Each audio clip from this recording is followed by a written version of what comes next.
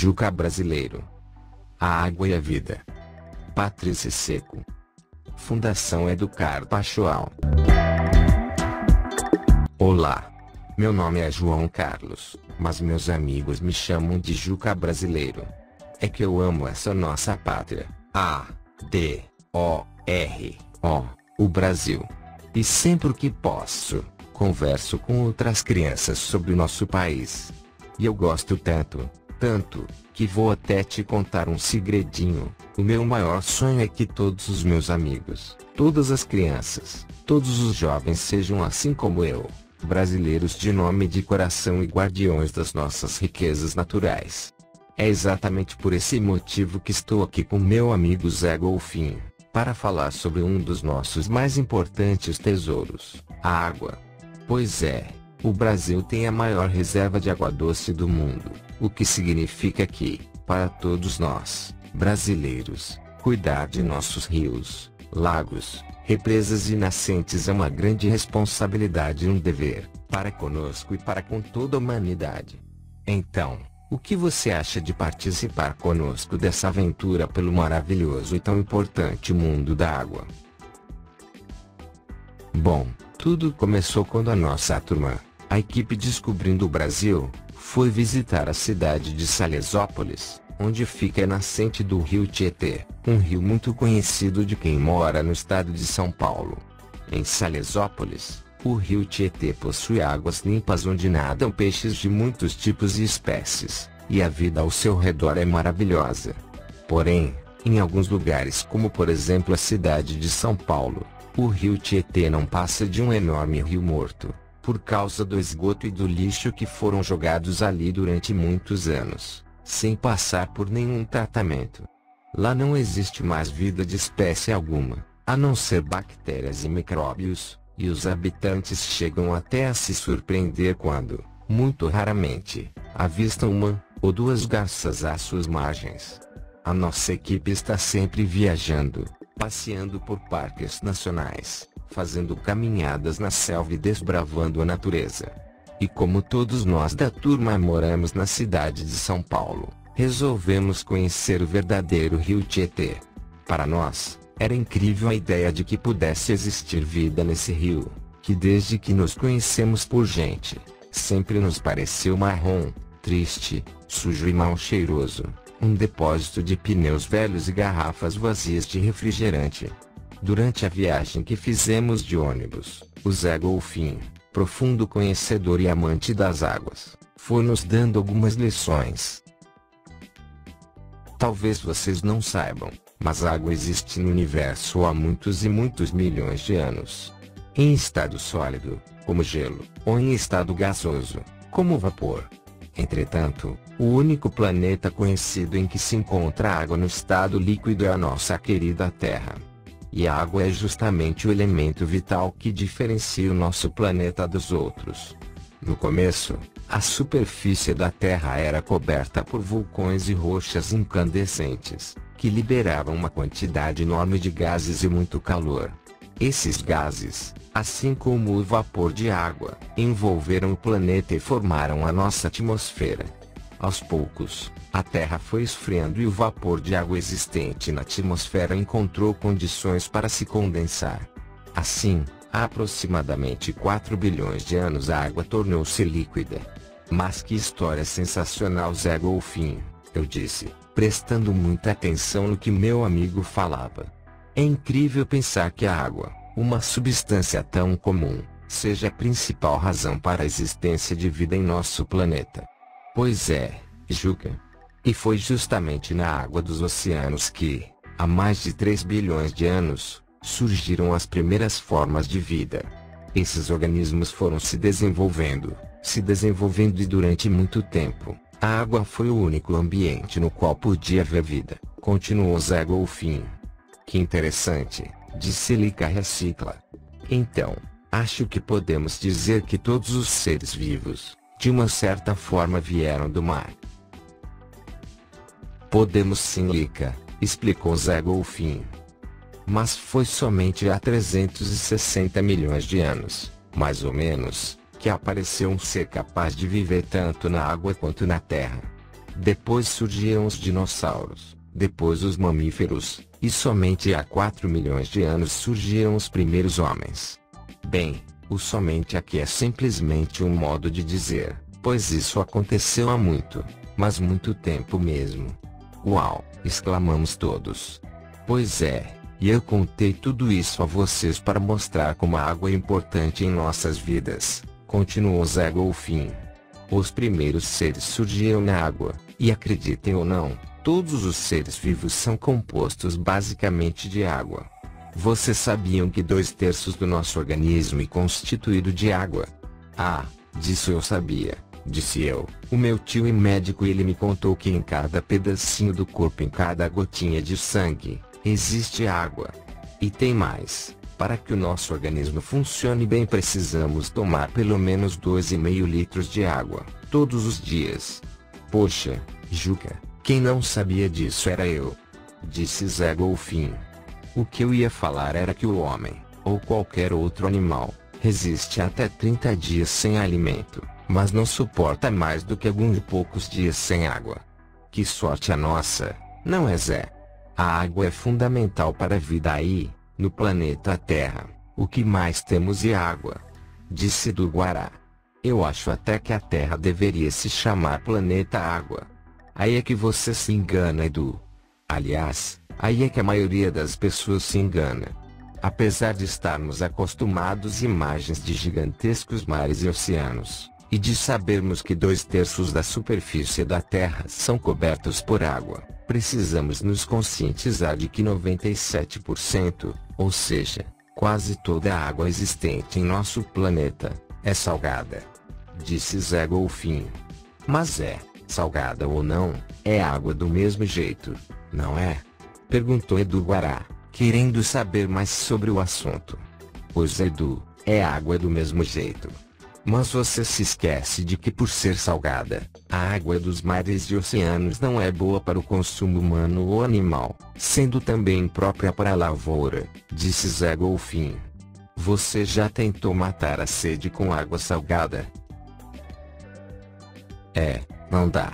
Eu realmente me deixei levar pela imagem do nosso lindo planeta azul, disse Edu Guará. Tenho a certeza de que, como eu, muitas pessoas acham, de maneira errada, que a água é que existe no mundo e tanta que nunca vai faltar. É verdade, Edu. Como a vida surgiu das águas do mar e como existe tanta vida nelas, as pessoas esquecem que os seres humanos, os animais e as plantas necessitam de água doce para viver.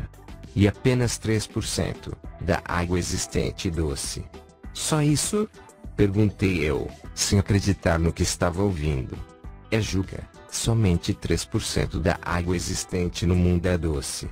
E, além disso, apenas 1/3 dessa água doce não está congelada nos polos em forma de geleiras, calotas polares e icebergs, disse Zé Golfinho. E quanto é isso, Zé? Você sabe quanta água existe no mundo? Perguntou Lica Recicla. Por incrível que possa parecer, eu sei sim. No planeta Terra a quantidade de água doce é de 40 quintilhões de litros. Mas toda essa água está em constante movimento, evaporando-se dos oceanos, rios e lagos, começou Zé Golfinho, transformando-se em vapor e formando as nuvens na atmosfera. Então, quando esse vapor se condensa, a água volta para a Terra em forma de chuva, granizo ou neve, completei eu. Vocês se lembram, turma? Aprendemos isso na aula de ciências, o ciclo da água, que acontece por causa da influência do Sol e da gravidade sobre a água. É mesmo, Juca? Nós aprendemos também que parte da água que cai sobre a Terra se distribui pela superfície, e assim são formados os lagos, os rios e os riachos que vão desaguar no mar. Disse Lica Recicla. E a parte da água que cai e se infiltra no solo vai ser absorvida pelas plantas, ou vai alimentar aqueles lençóis frenéticos, começou Edu Guará. Edu, a explicação está perfeita, mas os lençóis não são frenéticos e sim freáticos, ou seja, lençóis subterrâneos de água que alimentam nascentes e poços, esclareceu Zé Golfinho. Isso mesmo, dissemos todos. Então, graças a esse processo, A mesma água circula por toda parte, reciclando-se sem parar. Embora a quantidade de água existente na Terra permaneça a mesma de sempre, essa água tem tido uma distribuição e uma utilização bem diferentes do que há 100 anos. Pensem no crescimento da população, na poluição, no crescimento econômico, disse Zé Golfinho. É mesmo. Um exemplo disso é o nosso rio Tietê, coitado. Ainda acho difícil acreditar que lá em Salesópolis vamos encontrar um rio limpo e cheio de vida, disse Lica Recicla. Aliás, falta muito para chegarmos. Não, Lica, já estamos quase lá, disse do Guará. E continuou voltando-se para Zé Golfinho. Zé, eu sei que o mundo mudou muito nesses últimos 100 anos, mas como, com tanta tecnologia, o homem não cuidou das águas dos rios? Pois é.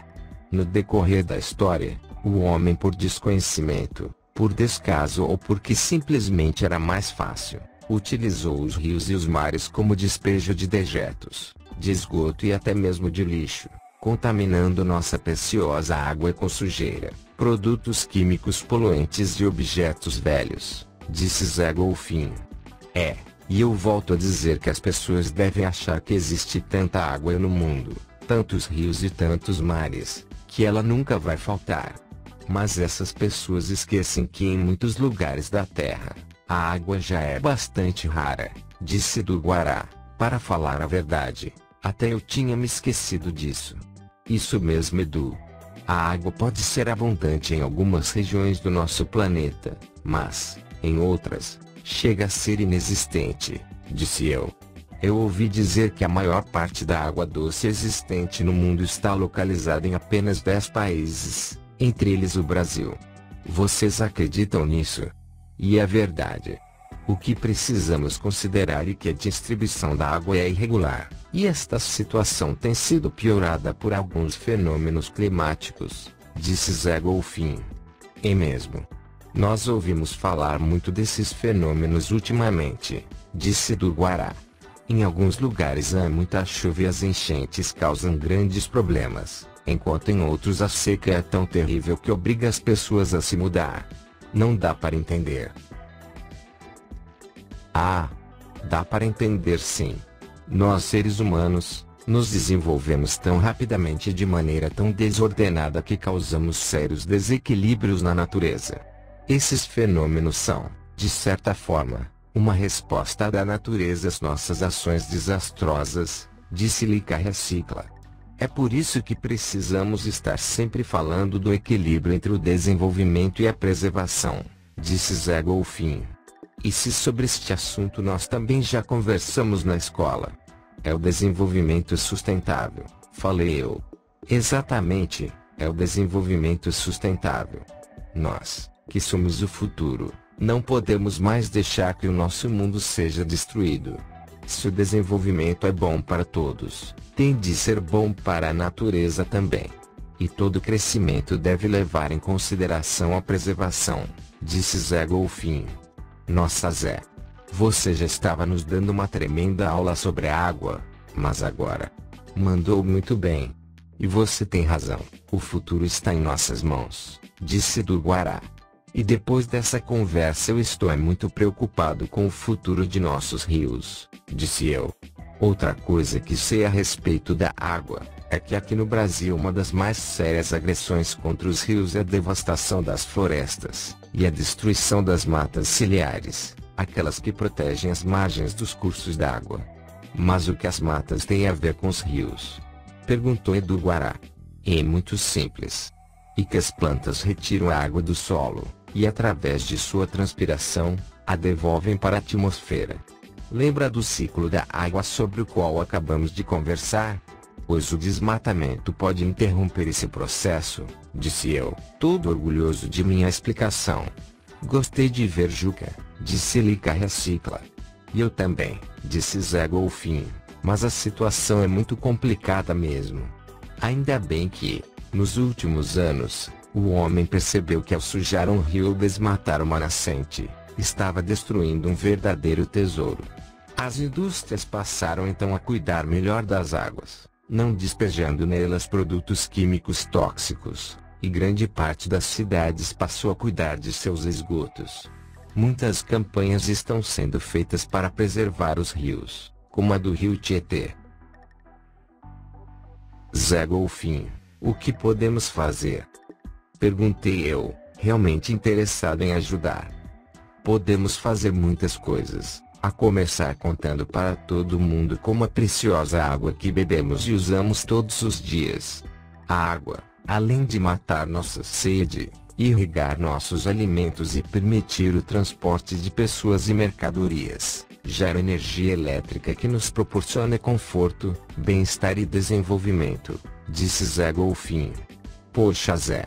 Quanto mais falamos a respeito da água, mais percebemos o quanto ela é importante, disse do Guará. E aqui eu gostaria de falar só mais uma coisinha, pois nós já chegamos em Salesópolis e logo, o ônibus vai parar.